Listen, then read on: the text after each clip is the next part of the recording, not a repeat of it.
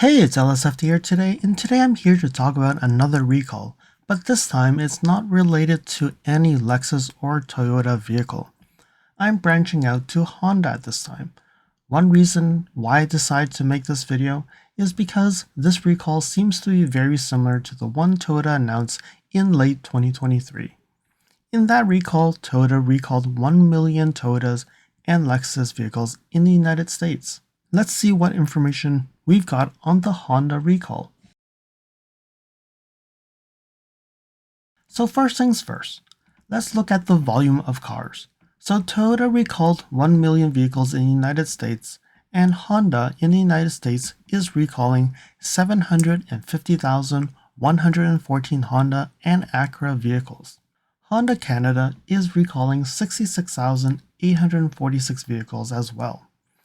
Toyota in Canada, 99,965, so very close to 100,000 vehicles. So you can definitely see that together with Honda and Toyota, they're really recalling 2 million vehicles in North America for something that is extremely similar.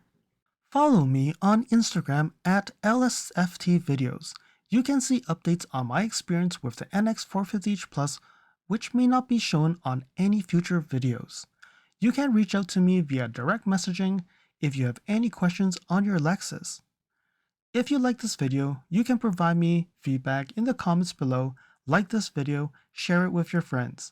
This definitely will help with the YouTube algorithms. Press the subscribe button and bell icon and get notified when new videos show up. And lastly, if you want to support me further, you can provide me a super thanks. Or visit my Amazon storefront before you purchase anything from Amazon, or you can purchase products from the list on the items that I've been using with my vehicle or at home at no extra cost to you. And now let's continue with the video. Right now we're looking at the safety recall report, and it actually will give us all the models that are impacted in the 750,000 vehicles recalled. So you can see here 750,114 vehicles. And then we look at the first vehicle type, 2020 to 2022 Honda Accord. And the production date is from October 1st, 2019 to November 29th, 2021. Now we move on, 2020-2022 Honda Accord Hybrid, and it's September 30th, 2019 to July 13th, 2021. Then we look into 2020 model year for the Honda Civic 2D, two-door, June 17th, 2020 to August 2nd, 2020. And then we look into here the four-door Honda Civic from 2020 to 2022, production January 15th, 2020 to January 7th, 2022. Then we have the five-door hatchback Honda Civic 2021 to 2022, and that's October 30th, 2020 to October 27th, 2021. Then we have the Honda Civic Type R, the 2021 model year, and that's November 5th, 2020 to April 9th, 2021. Then we have the 2020 to 2021 Honda CRV, production October 24th, 2019 to October 13th, 2021.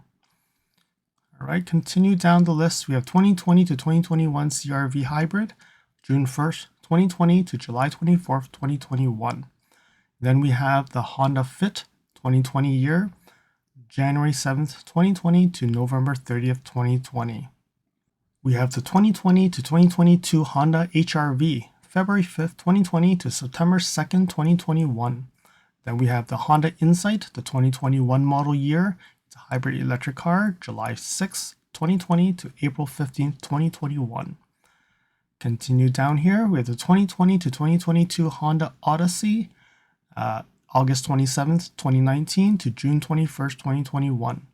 Then we have the 2020 to 2021 Honda Pilot. That's July 24th, 2019 to November 18th, 2021.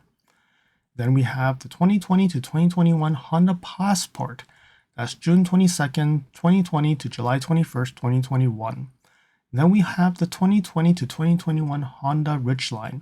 Pickup truck, November 22nd, 2019 to July 29th, 2021. Now we move over to the Acuras. So the 2020 Acura MDX, so July 19, 2019 to December 22nd, 2020. 2022 model year Acura MDX. So you can see here 2021 is not impacted here. But then you have to look at here. Production date 2020 December 10th to June 21st, 2021. So it means that they didn't really have a 2021 MDX. You can see that production just overlaps here. 2020 to 2022 Acura RDX, May 9th, 2019 to December 9th, 2021. And we also have the 2020 to 2021 Acura TLX, April 25th, 2019 to July 29th, 2021.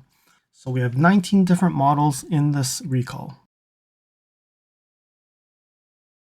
So let's look at the description of the defect. A capacitor in the printed circuit board of the front passenger seat weight sensor may crack and lead to an internal short circuit from the exposure to environmental humidity.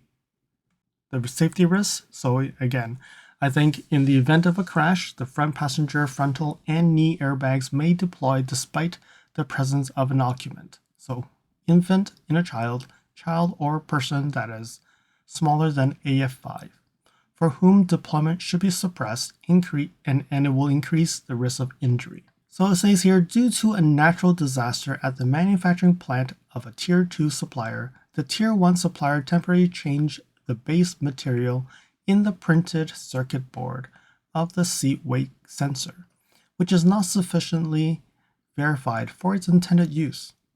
The alternative base material could allow additional strain to the circuit board and could lead to the capacitor cracking and an internal short circuit. So how do we know that the warning will occur? The SRS warning light will illuminate and the passenger airbag indicator may remain off. Okay, so then there's two components here that is being recalled, and it does show that the component manufacturer is Aisin Electronic Illinois in the United States. Here we have what was happening during the investigation. So August 20th, 2020, Honda received a warranty claim for this issue. March 2021, Honda initially investigated the issue with the component supplier and could not find any manufacturing defect at that time. So I assume that they didn't do anything at that time. October 23rd, 2021, they said based on multiple warranty claims, Honda continued the investigation and monitored the market. November 2023, so really 2 years after the monitoring, Honda noticed an increased trend of the issue and continued to analyze the market occurrences. So until January 25th, 2024, Honda determined that the defect related to the motor vehicle safety existed and decided to conduct a safety recall.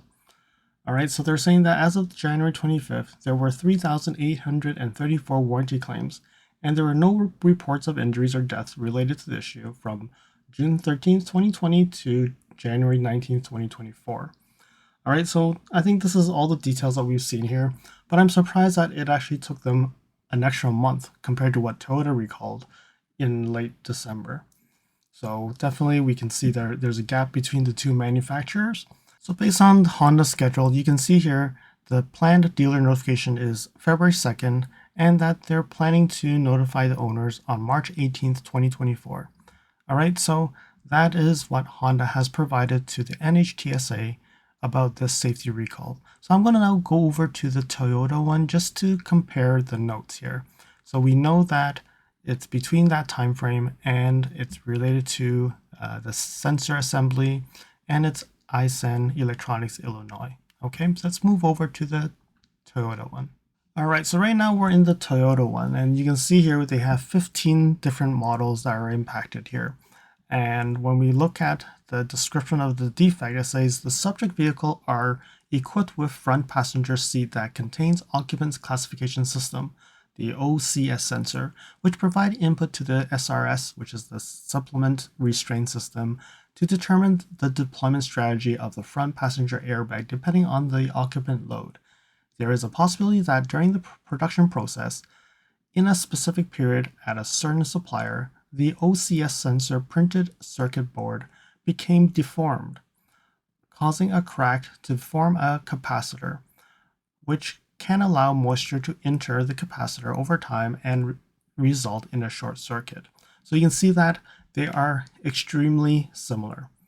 If this occurrence, the SRS warning light will illuminate, the passenger airbag off, lamp will illuminate, multi-information display will display a message, and the front passenger airbag may not deploy in certain crashes as designed, increasing the risk of injury to the occupant in the seat. All right, so you can see that the defect is actually exactly the same. And we look at same thing, we have two sensors, and the supplier is the same. It's iSan Electronic Illinois. So definitely this supplier is the one who actually produces those sensors, and Honda and Toyota is impacted in this. All right, so they didn't talk about the materials that was changed, but which is good. Now that we put them together, we do see that we got more information about what's happening with these sensors. The only difference is they were notified, the dealers were notified December 20th, and the owners are actually going to be notified right now from February 4th to the 18th. So they're actually in the process of sending letters to owners. So Toyota has been a little bit ahead in the game in this. Let's see if they actually provided any information about what happened and how they did the investigation. So I'm going to go up. Okay, so there's nothing here. Let's move on to another document that they probably provided that information. All right, so I have the Toyota one on the left and the Honda one on the right of the events, what's happened leading to this recall. So here in Toyota, it says late November to May 2021. Toyota received 3 dealer reports indicating SRS malfunction was detected. So meaning late November 2020 was when Toyota noticed it. But if you look on the right side, Honda noticed it August 20th. Okay, they did do their investigation on March 2021. And when you look at what Toyota said, they're saying that they found trouble codes relating to the sensor and that Toyota was able to recover and inspect 2 sets of the parts at the supplier. One set, the supplier did not find any issues with the part. On the other set, the supplier found a front OCS sensor had a short circuit, which the supplier indicated may have been caused by items being shoved under the seat, damaging the sensor. Okay, so by May 2021, they think that it was damaged by the owner of the car and not a defect. So then June 2021 to March 2022, which then on Honda side, they continued to get more warnings, and they're seeing more warnings, and they had more claims that they had to investigate. On the other end, Toyota also had that as well. So Toyota received additional field reports and warranty claims about the SRS, and parts from these vehicles were recovered and sent to the supplier for further investigation. The supplier found that the sensors were developing a crack in a specific capacitor on the PCB. The production dates on these boards correspond to with a temporary PCB material change at the sub-supplier due to a natural disaster. So it was hypothesized that the material change could actually affect the board rigidity. The supplier performed stress analysis tests on the subject parts and confirmed a difference in the board rigidity between the original PCB and the PCB with the different material. So Toyota has actually provided a lot more information than what Honda has done here. All right, so in parallel, they were looking at the board's rigidity and available field data were reviewed. It was determined that the OCS malfunction were occurring in parts produced by the supplier at the North American manufacturing plant. So meaning most of North American cars are what's impacted. Even though the same temporary boards were used at a manufacturer plant in Japan, the supplier began investigation of the 2 OCS sensor manufacturing process and differences related to the hot melt process, which covers that the PCB with the resin were found. Okay, so the process setting in North America plant had a lower resin temperature and the higher resin injection speed that could affect the amount of PCB strain induced during the process and result in a cracked capacitor that is not detectable at the supplier's final inspection. So around April 2022 and May 2022, the supplier performed environmental tests to identify the mechanism of how the cracked capacitor could lead to a short circuit. It was found that the resin on the PCB can absorb moisture over time, which could enter the correct portion, resulting in a short circuit. Okay, so the supplier then initiated studies to determine how many failures were likely to continue to occur in the field. The supplier's failure rate estimate predict that the number of failures could be small considering the vehicle population, and most OCS sensors produced with the correct capacitor had already failed in the field and have been covered by warranty. Based on the supplier's testing and estimate, Toyota continued field monitoring and parts collection for further analysis. So there seems to be a lot of occurrences in 2022.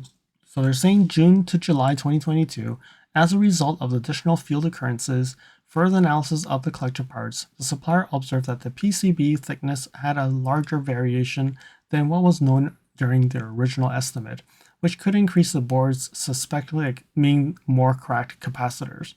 So then, based on the observations and refinements were made in the estimate, considering the second analysis, Toyota still believes that the OCS malfunction was one of the early failures, which nearly all failures occurred within the warranty period, and continue to field monitor parts collection for further analysis. So when you look at that, meaning they don't believe it's still widespread yet at this point. So, August 22nd and December 2023. So as warranty continues, so they're seeing that there's more warranty claims for these sensors. So Toyota continued to inspect recover parts and confirmed that the fails were due to the cracked capacitor with a short circuit resulting in moisture intrusion. As the failure rate in the field was projected to exceed the supplier's estimate, it was judged that the OCS malfunctions may not all be early failures. So when you look at that, they've decided on December 14th that they actually are going to do a safety recall on this based on the information that they received during the time periods that we've seen here. And when you look at Honda's response, it seems very similar. They continue to get warranty claims. It took time for them to do analysis, and I'm assuming that they both were actually pressuring Aisin to actually do something about it. And then at that point where they decided, okay, we need to recall, then Toyota did it first, and then Honda came a month after. So I'm glad that they've both decided that this should be done, and I'm hoping that if there are other manufacturers actually using the same parts during the same period, they should be coming out and recalling these as soon as possible. So I wouldn't be surprised that we will see another manufacturer doing another sound of recalls based on this. So right now we're almost at 2 million cars. Let's see how many more will be coming in the near future. I hope that you found that this video was informative, and until next video, drive safely. Thank you for watching. If you liked this video, please comment, like, share this video, and if you want to see more videos like this, you can subscribe to my channel and press that bell icon to get notified when new videos are posted. And if you'd like to support this channel, you can provide me a super thanks. And until next time, cheers.